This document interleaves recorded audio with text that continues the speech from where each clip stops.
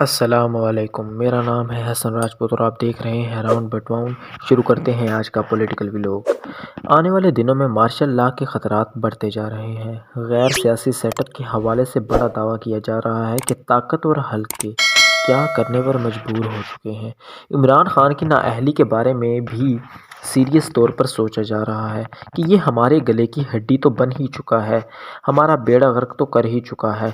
G H Q کے 3 army chief جنہوں نے ملک کا بیڑا غرق کرنے میں اہم کردار ادا کیا ہے۔ سابق سیکرٹری خارجہ کا ایک انٹرویو وائرل ہو رہا ہے، اس پر بھی بات کرتے ہیں کہ کس طرح وہ بتا رہے ہیں کہ 3 آرمی چیف نے ملک کا بیڑا غرق کیا، کس طرح سے ملک کو تباہ کیا گیا، یہ سب وہ اپنے انٹرویو میں بتاتے رہے ہیں۔ اور آپ کو بتانا ہے کہ کس طرح سے الیکشن کمشنر کو گردن سے پکڑ لیا گیا ہے اور کس طرح سے مریم نانی کی چیخیں نکل رہی ہیں۔ پارٹی تو پہلے ہی برباد ہو ہی چکی ہے، اب مریم کی بربادی بھی شروع ہو چکی ہے۔ یہ سب آپ کو بتانا بہت ضروری ہے۔ سب سے پہلے شبر زیدی کے متعلق بتاتے ہیں۔ شبر زیدی مقتدر حلقوں کے بڑے قریبی بندے ہیں اور مقتدر حلقوں میں ان کو خاص قسم کی پذیرائی ملتی ہے۔ مقتدر حلقوں نے انہیں فری ہینڈ دیا ہوا ہے۔ کبھی وہ ٹیکنوکریٹ کی بات کرتے ہیں اور کبھی وہ کہتے ہیں کہ کسی بھی ملک کے ڈیفالٹ ہونے کے بعد جو اس کے حالات ہوتے ہیں اور ڈیفالٹ ہونے کے بعد ملک میں کیا ہوتا ہے۔ اس ملک میں مہنگائی میں بے پناہ اضافہ کیا جاتا ہے، اس ملک کی کرنسی زیرو ہو جاتی ہے، ایل سی کھولنے کے لیے رقم بالکل نہیں ہوتی۔ مختصر یہ کہ ملک ڈیفالٹ کر جانے کے بعد جو صورتحال ہوتی ہے وہ صورتحال پاکستان میں ہوئی ہے۔ یعنی پاکستان نے ڈکلیئر نہیں کیا کہ ہمارے پاس پیسے نہیں ہیں، ہم تنخواہیں نہیں دے سکتے، ہم ایل سیز نہیں کھول سکتے، ہم تیل نہیں منگوا سکتے۔ یہ سب ابھی تک پاکستان نے ڈکلیئر نہیں کیا، لیکن شبر زیدی نہ جانے کس کی زبان بول رہے ہیں، کس کی ایما پر اپنے سے من گھڑت خبریں چلا رہے ہیں، زبردستی ملک کو ڈیفالٹ کرنے پر کیوں تلے ہوئے ہیں۔ وہ کہتے ہیں کہ حکومت مشکل فیصلے کرنے سے کترا رہی ہے۔ حکومت کا تو پہلے ہی بیڑا غرق ہو چکا ہے اور 6 بجے دکانیں بند کر دیتے ہیں، مہنگائی میں مزید اضافہ کرتے ہیں تاکہ لوگوں میں یہ تاثر پیدا ہو جائے کہ حکومت بالکل پاگلوں کا ٹولہ ہے۔ اب وہ کہتے ہیں کہ حکومت ایسے فیصلے کرنے سے ڈر رہی ہے۔ وہ کہتے ہیں کہ اب ڈر یہ ہے کہ کوئی غیر سیاسی سیٹ اپ نہ آ جائے یا مارشل لا نہ لگا دیا جائے۔ حالات کے مطابق اس طرح سے سیٹ اپ آنے کے قوی امکانات موجود ہیں۔ وہ کہتے ہیں کہ الیکشن مسئلے کا کوئی حل نہیں ہے۔ اگر الیکشن ہو بھی جائیں تو جو بھی گورنمنٹ آئے گی وہ زیادہ عرصہ نہیں چل سکے گی۔ اس کو سب سے بڑی وجہ یہ ہے کہ اکانومی کا اس قدر برا حال ہو چکا ہے کہ کھائی اتنی گہری ہو چکی ہے کہ گڑھا اتنا گہرا ہو چکا ہے کہ کوئی بھی حکومت عوام کو ریلیف نہیں دے سکے گی۔ اب تو عمران خان کو ہیرو سمجھا جا رہا ہے، لیکن کچھ دنوں بعد ہی عوام بیزار ہو جائیں گے کہ پھر ان کو لے آئے ہو، مارشل لا کو لگاؤ، شاید حالات ٹھیک ہو جائیں۔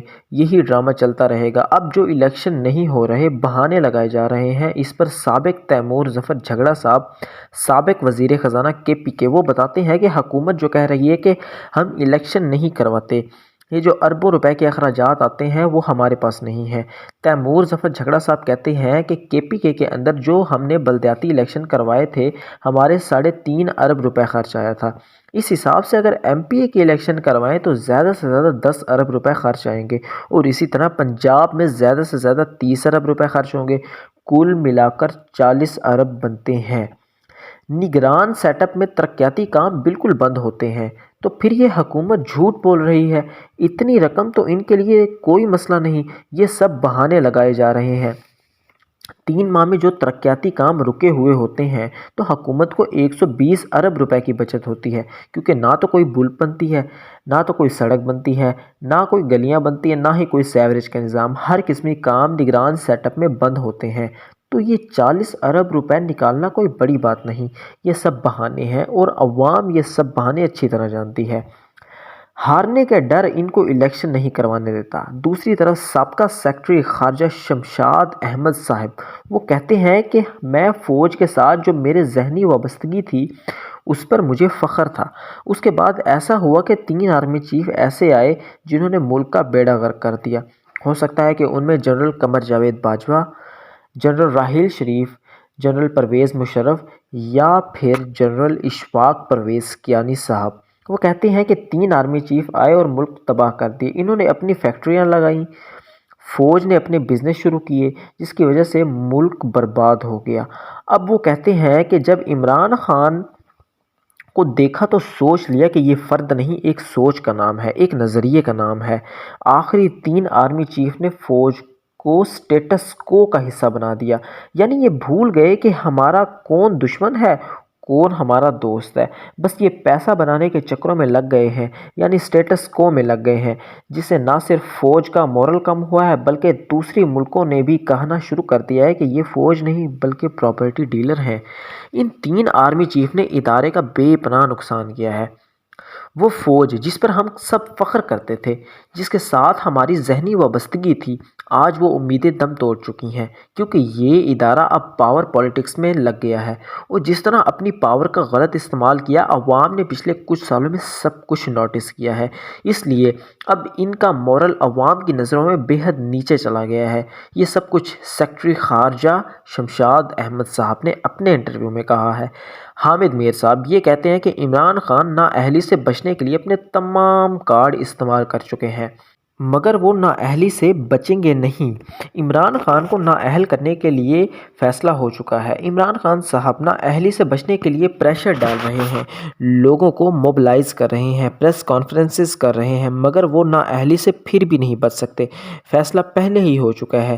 یہاں پر میرٹ ویرٹ کی تو کوئی بات نہیں، طاقتوروں نے فیصلہ کر لیا ہے، طاقتوروں نے سوچ رکھا ہے کہ عمران خان کو برداشت نہیں کیا جا سکتا۔ اب عمران خان برداشت سے باہر ہے، اس لیے اسے نااہل کرنا ہی بہتر ہے۔ ملک جائے بھاڑ میں، عوام جائے بھاڑ میں۔ عوام بھوکی مرتی ہے تو مرتی رہے، مہنگائی ہوتی ہے تو ہوتی رہے، ملک ڈیفالٹ ہوتا ہے تو ہو جائے، بس یہ سوچ لیا ہے عمران خان کو نہیں آنے دینا، اسے نااہل کرانا ہے۔ طاقتوروں نے بس یہی سوچ رکھی ہوئی ہے، قصہ ہی ختم کر دیا ہے۔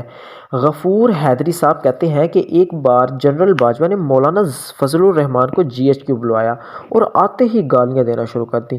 غفور حیدری صاحب کہتے ہیں کہ میں بھی وہاں پر بیٹھا تھا، میں حیران ہوا کہ باجوہ صاحب کو کیا ہو گیا ہے۔ کہنے لگے کہ تم جعلی مولوی ہو، تم یہ ہو، تم وہ ہو۔ ہم وہاں سنتے تھے کہ پہلی گالی بھی مولانا فضل الرحمان کو دی گئی، دوسری بھی، تیسری بھی اور لاسٹ چوتھی بھی۔ ہم سنتے رہے اور مولانا فضل الرحمان شرمندگی سے منہ چھپاتے رہے۔ لاہور ہائی کورٹ میں الیکشن کمیشن اور گورنر پنجاب کے خلاف توہین عدالت کی درخواست دائر کی گئی تھی۔ فواد چودھری نے یہ دعویٰ کیا، اظہر صدیق ایڈوکیٹ نے لاہور ہائی کورٹ کے احکامات کے باوجود الیکشن کی تاریخ نہ دینے پر یہ درخواست دائر کی ہے۔ مریم نواز میٹنگ کر رہی ہے، ہاتھ پاؤں مار رہی ہیں، NA 52 53 54 میں ہم 2018 میں کیسے یہ سیٹیں ہار گئے؟ اسلام آباد کی یہ سیٹیں جیسے انہیں ان کے ابا نے وراثت میں دی تھیں، ان پر تو انہوں نے کبھی ہارنا ہی نہیں تھا۔ جیسے ان کے کرتوت ہیں تو آنے والے دنوں میں لگتا ہے کہ انہیں کینڈیڈیٹ بھی مل جائے تو بڑی بات ہے۔ 10 ماہ میں ملک کا کیا حال کر دیا ان لوگوں نے۔ یہ تو مہنگائی مارچ کرنے نکلی تھی، کہاں گئی ان کی مہنگائی مارچ؟ آج مہنگائی کی شرح دیکھ لیں تو ایک ایک چیز لینے کے لیے ایک غریب انسان ترس گیا ہے، مگر ان کو یہ جو پروٹوکول مل رہا ہے عوام سب دیکھ رہی ہے، اور اس کا حساب عوام ان سے جنرل الیکشن میں لیں گے۔ ملتے ہیں ناظرین اگلی ویڈیو میں، تب تک کے لیے خدا حافظ۔